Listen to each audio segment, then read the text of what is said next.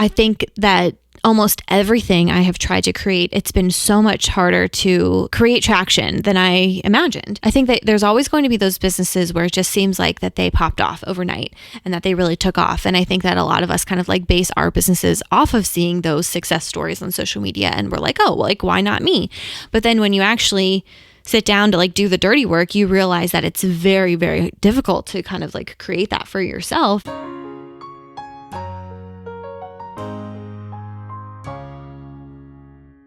Welcome to episode 13 of the Gem Finders podcast. I'm Amber. I am Sean. And I am letting you take the lead on this one. But to give you a little overview, we are going to talk about the first 12 episodes of the podcast, kind of what has been going well, what's not been going well, what we've learned, and just kind of like the overall starting a podcast experience. Yeah, I think there are a lot of factors that go into this. After doing this for half a year now, I have realized that we absolutely chose the hardest, most difficult path to this with deciding to do video and audio and having multiple camera angles, all that fun stuff. Not that, it was my idea, so I'm not blaming anybody, but after doing this for 6 months and getting into a workflow and understanding how long each step takes, I might have suggested differently before we started this, had I known how much time each episode was going to take to edit.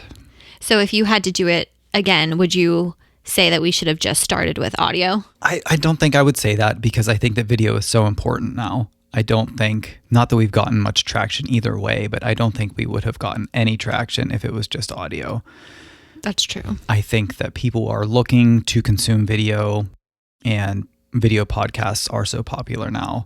I think that if you don't have a video podcast, you're at a disadvantage.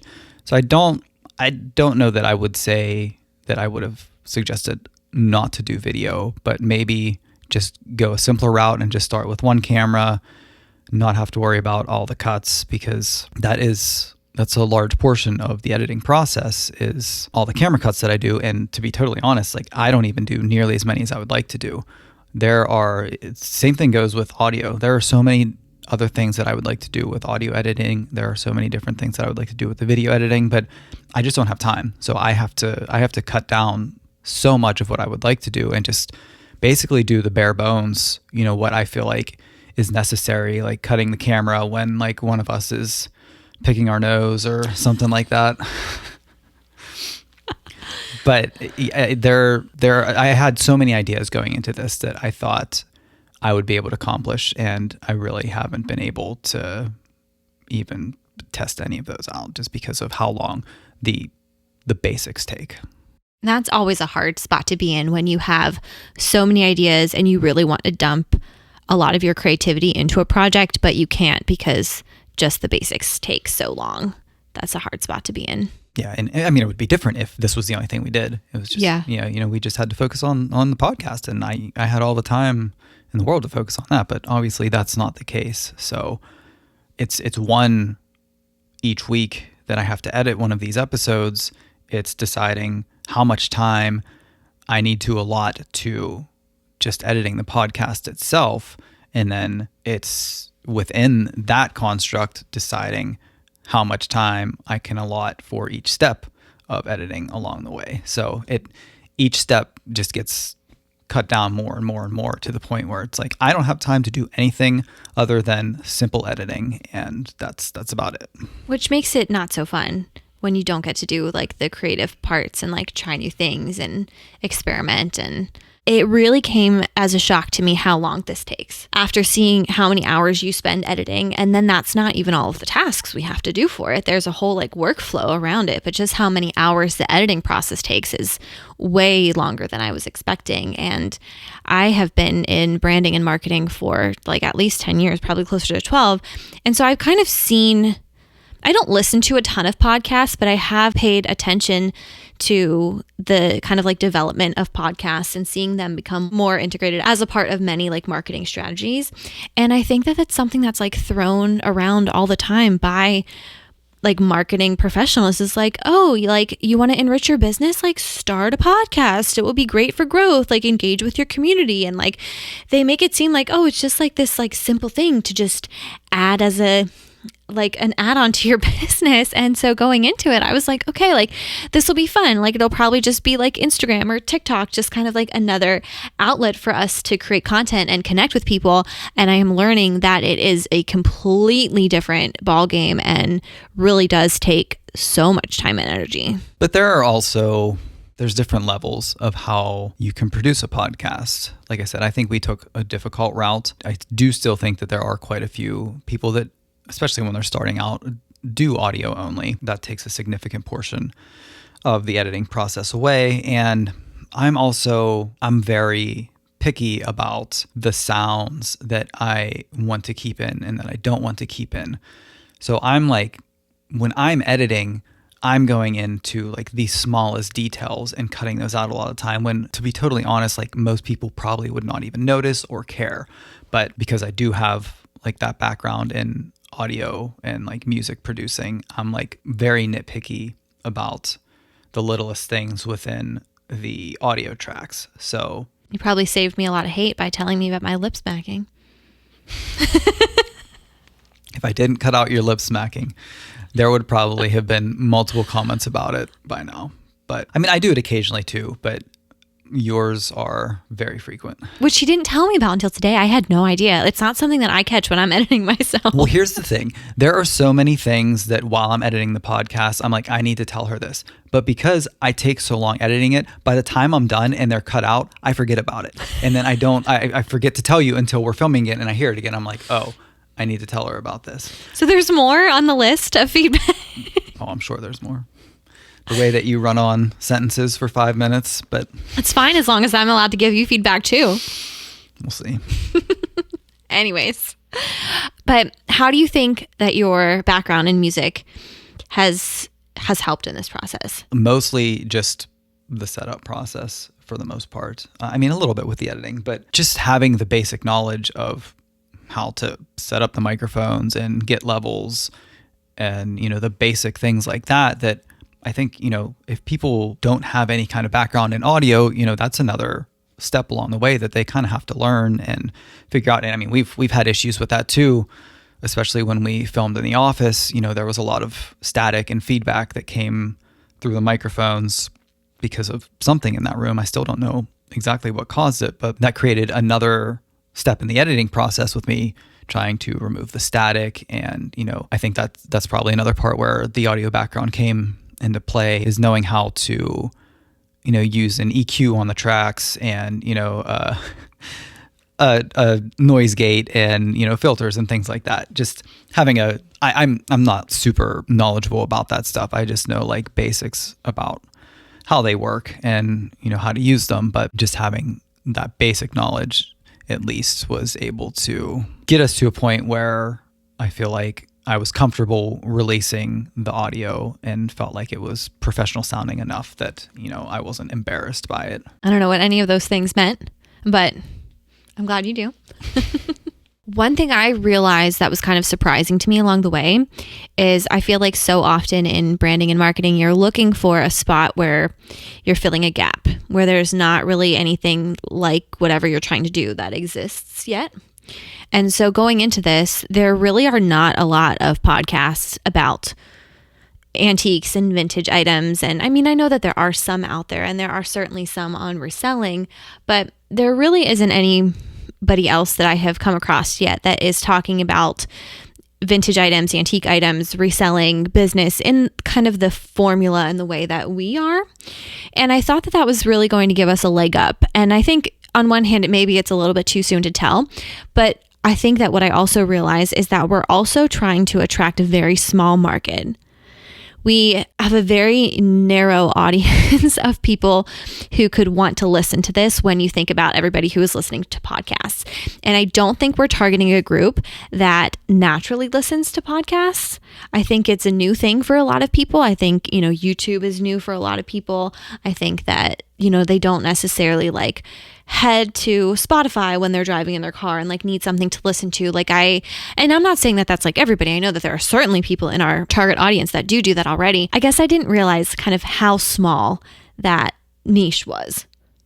And I think that that has really been surprising for me, because I've even tried to find similar content on other social media platforms, because one thing that I have always done with my social media accounts is when you're trying to create a new account, you go and you interact with people who have similar content. And, not only do you interact with them so that the kind of like algorithm understands that you're similar, but also to, show support in the community and get your name out there and things like that. And I've always thought that that was a very important part of a marketing strategy. And then I went to go and find that type of content, and it's not out there. So on one hand, I think that it is cool that we're doing something that hasn't really been touched yet. But on the other aspect, I think it's created a lot of challenges. Our focus is not on things that are currently super popular or trendy. So we are targeting a very niche audience, and that makes it really difficult to get the people that we want to see the content to see the content. And that makes it almost impossible to get anybody outside of that audience to see our content, because no algorithm is going to push our content out with the way that it is right now. I don't know, looking back on it, I really don't know how our first episode got as many views as it did, because the views on that one really weren't bad. No. It was a very positive reception, and it exceeded my expectations for what I thought the first episode would do. But me too. Since then, things have fallen off, and we've talked about it a little bit in other episodes, but we really haven't had the time to promote this the way that we need to.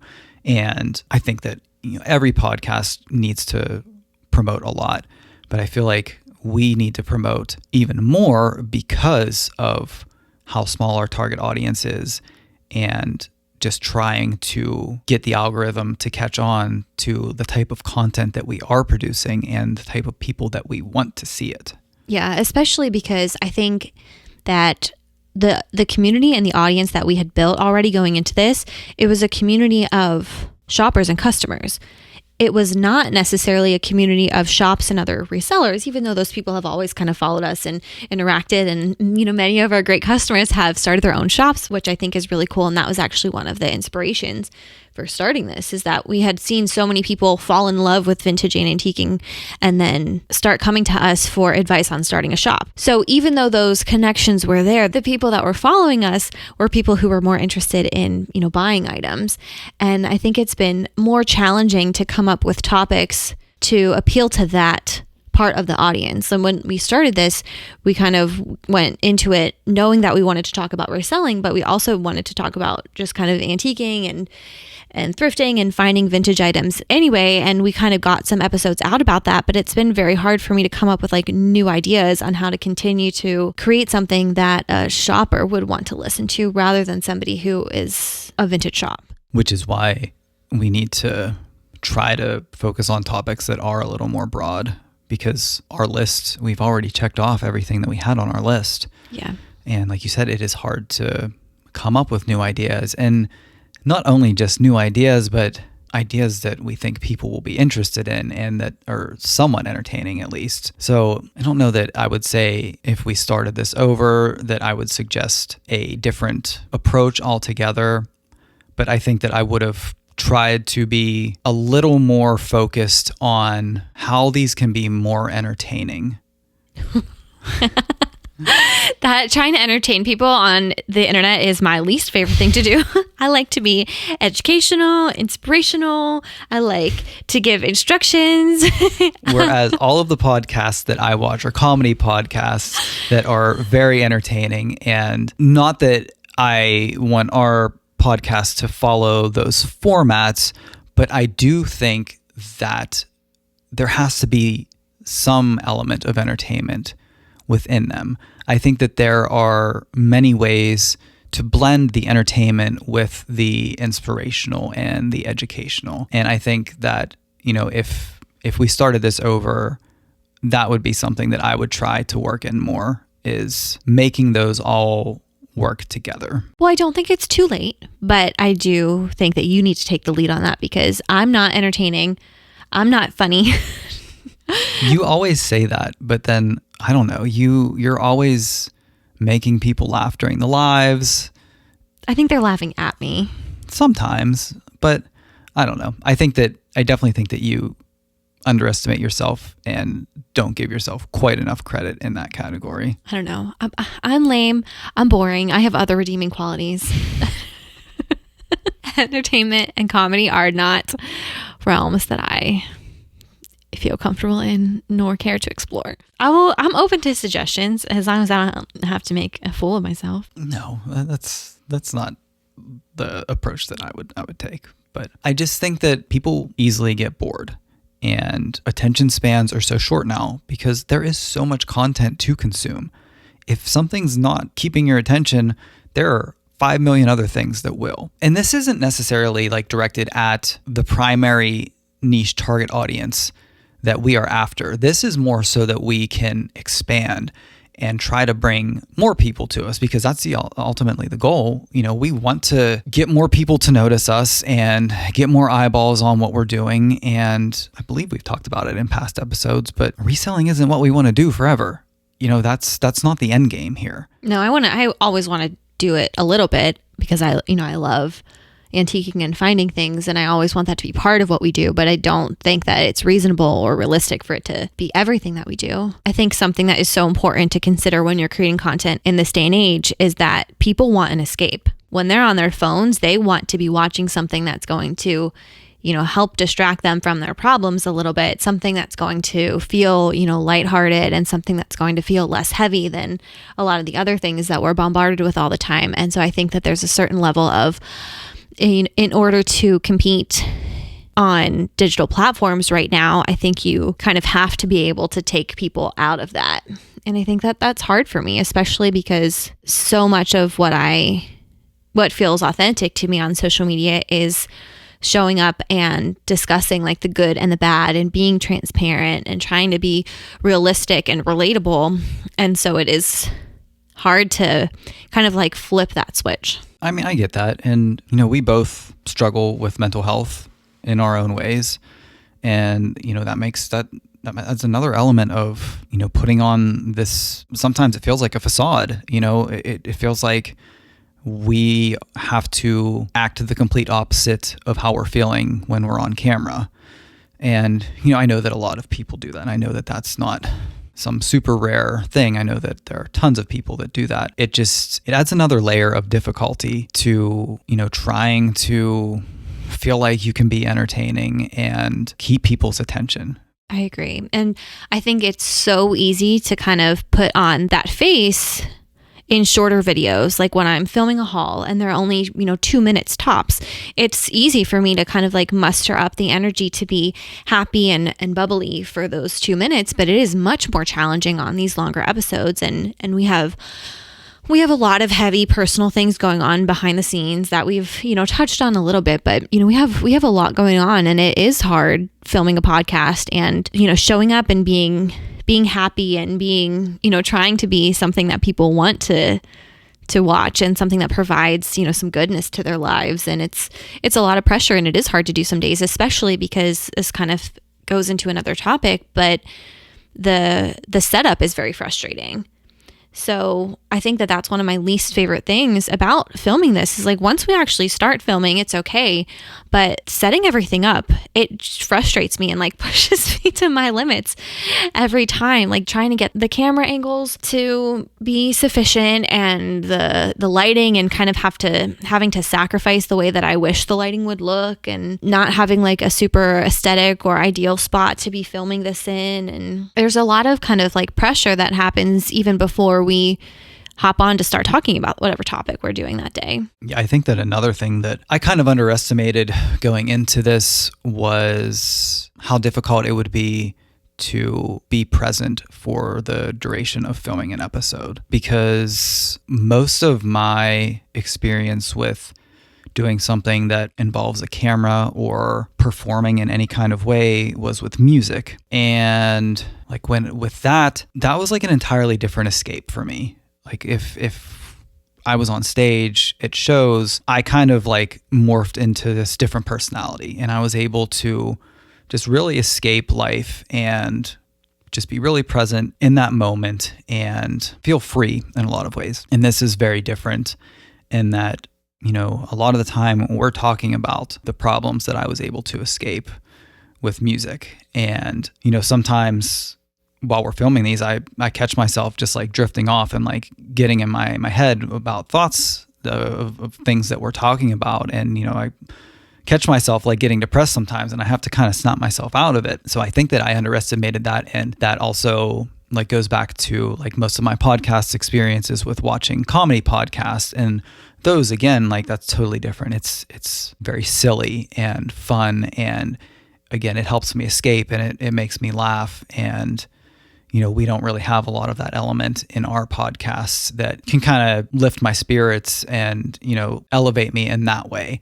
And that's not to say that, there aren't positive elements of what we're doing, but it is very different. And I don't think that I was as mentally prepared for that as I should have been. And I think the whole kind of category of our podcast, it is very difficult to kind of work in those moments. I feel like it's a lot harder than a lot of the other things that I see you watch to kind of bring in that light and that like playfulness and kind of show that on camera. And I also feel like even though we do have like moments like that in our relationship, I feel like it's, when we're outside of the house, when we're just kind of like, like authentically interacting, or like when we're out antiquing, like joking with each other, like it's hard to kind of bring that energy into this podcast, especially when we are talking about, a lot of the times we are like digesting the business, talking about the hardships, talking about like things we did right and things we did wrong. And even when you've gotten to the other end of those problems, it still can feel, heavy to kind of relive them and be talking about them. And I think that it's really important because I don't think a lot of people share these things about their business. And I think that on one hand, we are doing something really special and very, impactful because we are being real and honest and truthful. But on the other hand, it can be draining to kind of like film these episodes and to create an outline before and to dive into some of these topics. But I'm always, at the end of the day, I'm always glad we did it. Like, I'm always happy with how the episodes turn out. Like, I think you do a really great job of, making them fit together. And sometimes I walk away from filming these and I'm like, I have no idea what we just talked about. I feel like we just rambled for an hour. I feel like it didn't flow, but somehow like you piece it together in a way that always feels professional and it has a flow to it. And I think that you do always create something really wonderful out of whatever ends up happening on this couch. Well, thank you. I am so detached from it by the time I get to the version that I send to you that I don't even know what's going on in it a lot of the time, because I have gone through so many edits and I have taken out so much that sometimes I don't remember what are parts that I've taken out and what are parts that I've left in.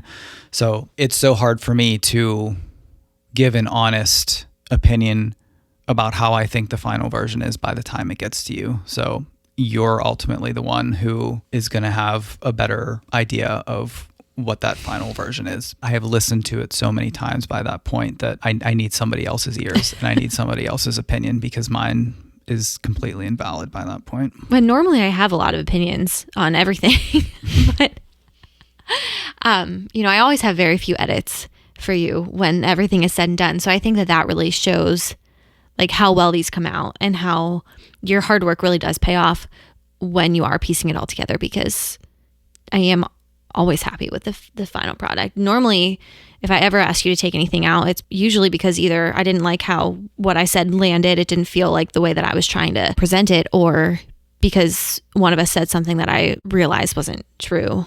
So, I feel like there's very few things that I ask you to edit after. Yeah, I think there's only been one or two episodes that you've had any edits. And we do have varying opinions on so many different things. That was actually something that I was worried about when we started this is, once you kind of made the final episodes, if I was going to have a lot more things that I wanted you to change. And I was worried that I was going to have, like ideas or feedback or criticism, and that I was going to have to like give that to you. And I wasn't sure how that was going to go, but I don't feel like that. Like, I'm not holding anything back. Like, I'm really proud of you for how hard you have worked on these and how much time you have spent and what you've been able to create. And I hope that if we keep going, that it will pay off. Well, thank you for saying that. I am still waiting for it to feel worth it and fulfilling for me. After the first one, I was definitely optimistic, but my spirits are very crushed right now, and it's really hard to find the motivation to spend all the time that I do to edit these right now. But in so many ways, like I really feel responsible for that. And I feel a lot of guilt around that because like I am the marketing person. Like I am the social media girl. Like I am the person that is, responsible for promoting everything that we do. And I know that I'm like trying my best right now, but I have had barely any time to promote this. And when I think about the first couple episodes, like I posted a clip almost every single day. I posted a lot of clips, and then I just have like had less time, and we've had so many other changes and things that we have been making to the business that I have been working on the back end. And I just haven't been able to get as many videos up or like engage from those accounts or respond to comments and things like that. And so I feel like a lot of this has nothing to do with what we've created and like so much to do with the fact that it hasn't been promoted enough. But I don't think that just falls on you. I agree that it largely has to do with it not being promoted enough, but I don't think that that's all on you. Like the first episode, like I was feeling motivated. I was optimistic. I created the trailer for it beforehand that we put out, and, that helped generate hype. And at this point, by the time I finish the final version, I am so burnt out, especially from that specific episode, but also from the process overall, that I don't want to put the extra time into like creating a trailer or even creating the shorts. Like in the shorts, I mean, those take hardly any time at all, but I just like don't want anything to do with it by the time it's done. I'm like, just get it out of my life. Like I don't even want to hear about it. Like, and that's not good either. That negative energy probably comes across, to everybody else too, that if I don't want anything to do with it, then why should I expect anybody else to want anything to do with it by that point? But I think it's very valid to feel like that when you are running a business and when you start a new project. And I've had so much experience with, trying new things and having them fail, and like all throughout the many years that I have been, doing business things. And I think that that is a very natural part of creating something new. You have the idea and you have kind of like your initial game plan, and you are so excited to work on it and create it, and you're so inspired, and that really like comes across in the initial work that you do. And then I think that almost everything I have tried to create, it's been so much harder to create traction than I imagined. I think that there's always going to be those businesses where it just seems like that they popped off overnight and that they really took off. And I think that a lot of us kind of like base our businesses off of seeing those success stories on social media, and we're like, oh, well, like, why not me? But then when you actually sit down to like do the dirty work, you realize that it's very, very difficult to kind of like create that for yourself, and that almost everything takes a significant amount in time and effort to promote and grow. I think it's hard to get comfortable with the fact that after that initial inspiration wears off, those next moments are really what make or break the project. How you show up and how you continue, even when nobody is watching it, when nobody's listening yet, when nobody is seeing what you do yet, and having the ability to make it through that stage to get to the side where you are seeing all that payoff. I think that's one step that a lot of people tap out on. I don't disagree, and I agree to an extent. But like for me, mostly coming from music again, like it was a lot of work to record and produce and edit and release a song, for example. And, that process was exhausting. And, by the time it was done, I was so over the process, but I was still very proud and excited to release the finished product. Whereas with this, I'm like, get it away from me. And that's where I think the difference is for me with this right now, is that I don't feel that same excitement when it's done. I don't feel the fulfillment and the reward from doing all of the work from the finished product. And that's hard for me because, like I said, it is a lot of work. It's a lot of hours. And to not feel hardly even accomplished when that's all said and done it's frustrating and it's defeating and it's very unmotivating. I can see that But I think that the stakes are different than a lot of the other things that you've done in music. Like so many of the projects you've worked on in the past have been with other people.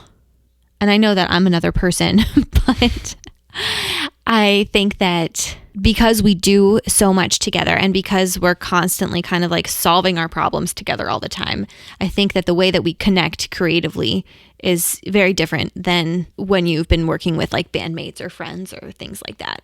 You know, when you are going to create music in that scenario, you are getting away from your problems, whereas like all of your problems are in this house. I think it's hard to escape that. I also think that everything else that we have going on right now that we're dealing with behind the scenes, it really does take a toll on being able to feel accomplished. And I feel like we've gotten to this point where we have stabilized the business, but everything about life keeps getting so much more expensive.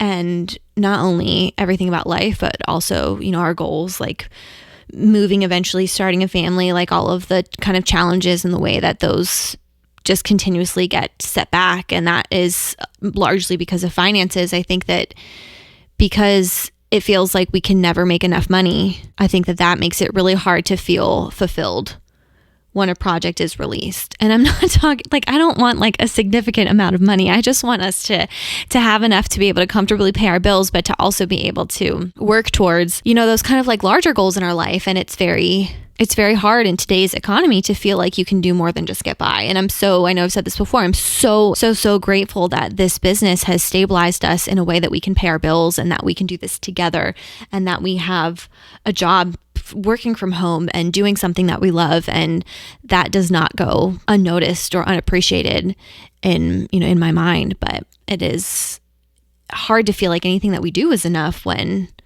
we are, you know, always trying to play, not catch up, but when we have so many things on the table that we're trying to make happen. It takes a toll on the fulfillment and the rewarding aspect. And, you know, it also takes a toll on the creation aspect too. Like I said, like, you know, there are times where I feel like I'm zoning out and more focused on our problems than being in the moment when we're filming some of these episodes.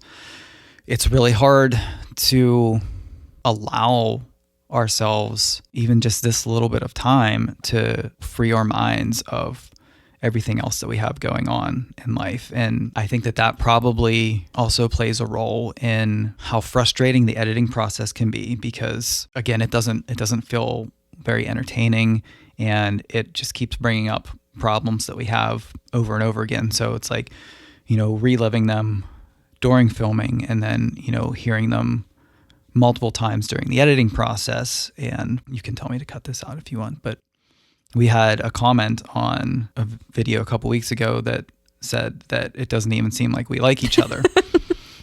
And at first I was a little mad about it, but I also I can understand where that vibe comes from, because sometimes when we're filming these, I'm not in the best mood and it's hard to hide that. And I think that it comes across in like my tone and just the overall vibes that I'm putting out there. And like, I hate that. I don't want to feel like that. I don't want that to be the personality or the vibe that I'm putting out into the world either. But I feel so exhausted and I don't feel like I have the energy to hide it most of the time the filming of these lasts over an hour and we film multiple episodes a day. So, you know, it does end up being a long process, but in the grand scheme of things, it's not that long. And I just don't even feel like I have the energy or the willpower to mask that for the length of an episode. And I think that we so often, when I'm giving business advice, I always tell people to like create a business that works for you, like make sure that you are supporting your mental health. And I don't think that when we started this, I don't think we realized how demanding it would be. And creating short form videos is very fun in a lot of ways. It's not so fun when you put them out there and you work really hard and you don't get the traction back. But it's very, it's fun. We film them when we're antiquing a lot. We film them when we're doing things. We film them like if we've just had like a funny moment. Sometimes I'm like, oh, let's go back to that. Like say it again. And like, even though it takes some of the authenticity out of it, like it's still a lot more like lighthearted and fun and short. And I don't think that we realized that maybe we're not in a place in life where we should be filming long form content like this. And I don't think that it's a bad thing that we've been doing it, but I think that it's a different vibe than we expected. And I think that we're kind of at a crossroads where we either need to take a break from the podcast, or we need to find a way to let some more light and fun and playfulness into this. We need to commit to kind of changing the atmosphere when we sit down to do these. If we want to create something where people can laugh with us and joke with us and have that escape from their day, I think we really need to have a conversation about what are we trying to create for other people when we watch this podcast. Because I think in doing all of these episodes and seeing the views, I'm noticing that just creating something that's educational is not enough. I think that up until this point, unintentionally, we have created this podcast mostly for us. I don't know that I would agree with that. I don't know. I don't think it was intended, and it was not planned, but like looking back on it, and this is kind of what I was trying to convey to you the other day in the car about making sure that we're doing what's best for the customers is what I was talking about. And this kind of ties into that. But I think that in a lot of ways, these episodes have turned into mini therapy sessions for us. And I don't think that was the plan. I don't think it was the intention, but I think if you watch them back, a lot of them and a large portion of them are focused on us and not so much the audience. And I think that there's a way for that to be okay, but I don't know that a lot of the time the way that we have executed it is the right way.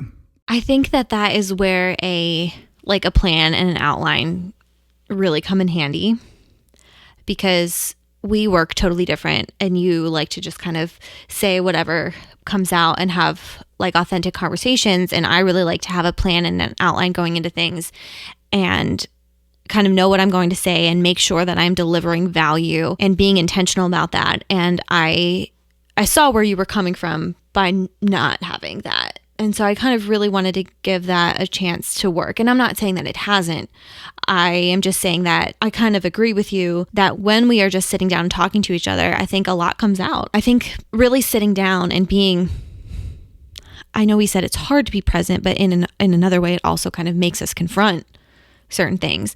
And I think sitting down to talk to each other uninterrupted, I think it does bring up some things like a therapy session, and it brings things out. And I've definitely heard you say things that I wasn't aware of before. And I think that has, brought up a lot of important discussions, but I do think that it has largely created episodes that focus on us. And I think that if we kind of blend those honest conversations with a little bit more kind of intention behind what we're doing, I think that there is a place for both creating something that's impactful for other people, but also maintaining the reality of what we're going through and where we're at and what we're dealing with. And I think we have a lot to gain from reevaluating our approach and using this kind of as a pivotal moment. Yeah, like I said, I think that there is a right way that you can, make the focus like kind of more about us, but, still include the audience and draw them in more. I just, like you said, we need to regroup a little bit, and I think, come up with a little bit more of a better plan. But I mean, this is only the third episode we've done without an outline, right? We haven't done that many without an outline. I don't remember if we always did one for the other ones, but I also think that something that has been a factor in the discussion we're having now is the fact that when we had the ideas for this, when we started this, we really had planned for guests to be on. Yeah. We were never planning a podcast where it was mostly us talking to each other. Our plan was to get a couple episodes under our belt, get familiar with the process, kind of get a workflow going, and then invite other people on so that they could talk and we could have discussions. And I think that brings in a lot of like lightheartedness. It brings in a lot of freshness when you're talking to somebody else and when you have different personalities interacting. I think that really brings a level of interest and a level of depth that can be very fun and very exciting, and also bring different perspectives. And I think that because everything was so much harder than we expected, and because we ran into so many issues, I don't think we've gotten to a place where we necessarily feel comfortable inviting somebody else in on that yet. Plus, scheduling has also been really hard too. So it feels overwhelming to schedule with other people. It feels very overwhelming to navigate what technical difficulties could come up with a third person. I think it's really hard because we don't have like a producer. I mean, you are a producer, but you're talking and you're here. You're not on the outside, like making sure that everything is going okay, because it's hard to do both of those roles at one time. So I think that we kind of ran into a rut and we were running out of ideas, because by that point we had already thought we were going to be having conversations with other people on the podcast. It's challenged us to be entertaining and to bring that freshness with just ourselves. And I don't know how long we can sustain that for. Yeah, I don't think we can sustain it much longer. I mean, I think that I'm at a point where I would feel comfortable trying to film an episode with another person, but like you said, scheduling is hard. Like, we're filming this on a Monday and it has to be out on Friday. That's not originally how we intended to do things. No. We intended to have, a much larger window for editing. And this has been multiple times in a row now where, I've had 3 days to edit it. And, that makes it even harder because, it would be different if we were filming this on Thursday and didn't have to be out till next Friday. And, I had all that time that I felt like I could edit it, but whatever, that's not the case. But yeah, scheduling is hard to plan for two people, let alone adding a third person into it. And I also thought that we were going to be able to get through like at least 3 to 4 episodes in a day. I didn't think we were only going to get through 2. Yeah, you wanted to release one every week. Now I know that that's very unrealistic when you're making a podcast with 2 people. So I think that we had a lot of hopes and that we have run into so many more challenges than we expected. But I also think that at the same time, we've talked a lot about like the problems, but in a way, this has connected us to new people, and we've had some amazing feedback. And I know that there are many members of our existing community who look forward to the episode every other week. And we've had so much positive feedback, and we're so grateful for all of you who have listened and watched and left that feedback and given us encouragement. That doesn't go unnoticed, and we're so grateful for all of that.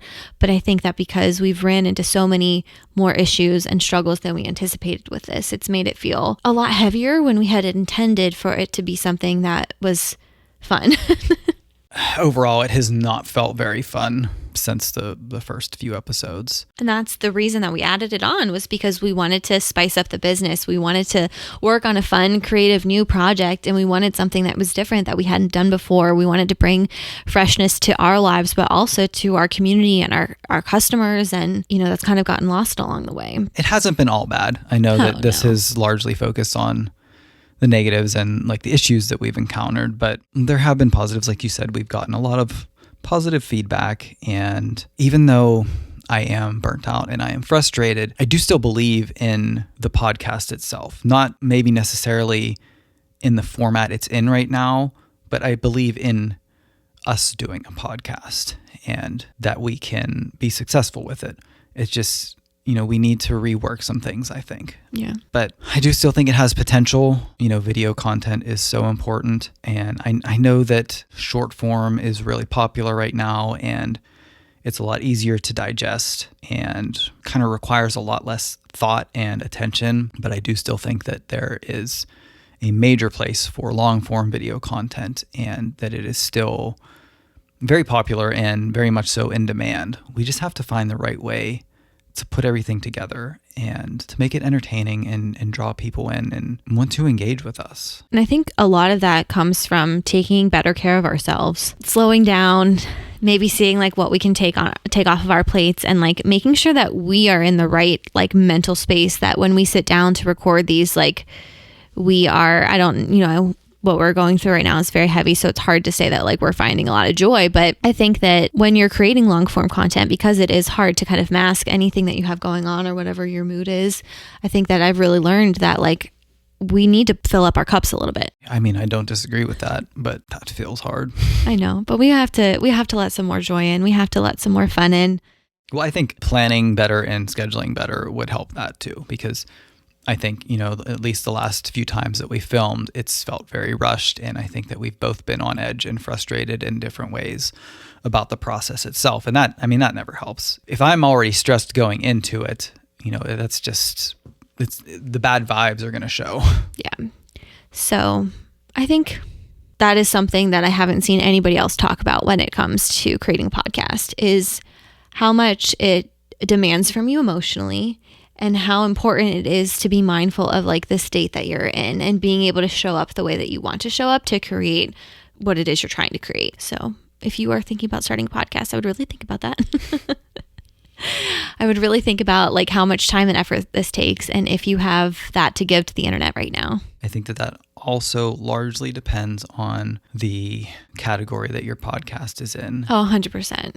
Like I said, the comedy ones, I think that it's totally different. If you're doing it with somebody else, the goal is to make each other laugh constantly. And, it's a lot easier to be lighthearted and, have your spirits lifted in that kind of environment. I don't know. There's a lot of things to think about. I think podcasts are great. I think that it's great that they exist. I think that it's great that there are so many different categories and topics that all the different podcasts can focus on. And I think there's a lot that can be learned from them. I think they're a great lane to just let you escape for a while. And it's great that you can consume them in so many different ways. If you want to just listen to audio, you can do that. If you want to watch it, you can do that too. I think that there are so many positives about podcasts in general, and I do really enjoy them, and I do really want us to find our place in this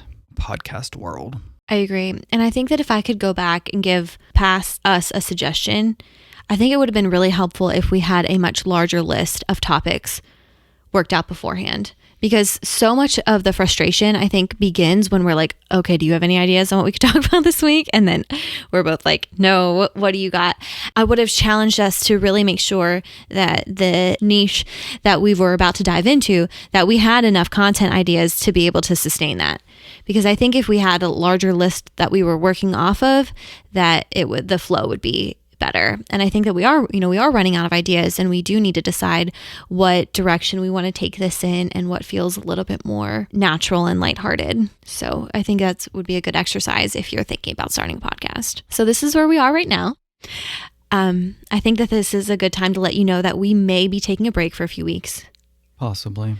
We're going to regroup, but there is the potential that after this episode, we are going to take a step back for a little bit and decide how we want to keep showing up. So don't be surprised if that does or doesn't happen. And thank you so very much to everyone who has listened, to everyone who has streamed this, to everybody who has commented, for all of you who are here already at our infancy stage, for believing in us and allowing us to be a part of your lives. We are so grateful that you watch, that you listen, that you support us. And we would love any feedback that you've had on these first 13 episodes so that we can turn this into something that is valuable to you and is something that has an impact on your lives. Yeah, we do always want feedback. I know that negative feedback is sometimes hard to digest, but I also feel like it's a necessary evil in a way. It's really hard for us to be the only ones who reflect on this and can give an honest, clear evaluation of where we're at with this podcast. We really do need other people to let us know what they think, because like I said, we do want this to reach more people. We want it to reach a broader audience. So whatever you don't like about it, let us know. We need to hear it. Or maybe we're just overthinking and everything is fine. The numbers say otherwise. But maybe it's not all our fault. No, but we really do want to know what you think. We want your honest feedback. Even though we are creating this as part of our business, we do want to be creating something for you. I mean, I don't think we would be doing this if it wasn't for a bigger purpose than just us and another element of our business. No, that was never the intention. Like I said, I think that it spun into that a little bit about being more for us unintentionally, but that was not why we created it. That was not why it was even discussed in the first place. Yeah. And in my heart, I've always wanted this to be something that could be impactful for people who, wanted to start a reselling business or any type of business, just some more realistic content than what you normally come across on the internet. So hopefully that's at least coming through a little bit, because that was a large part of why we started this. And hopefully we can integrate more of that into future episodes down the road. All right. So we'll see you when we see you. Let's go find some vintage.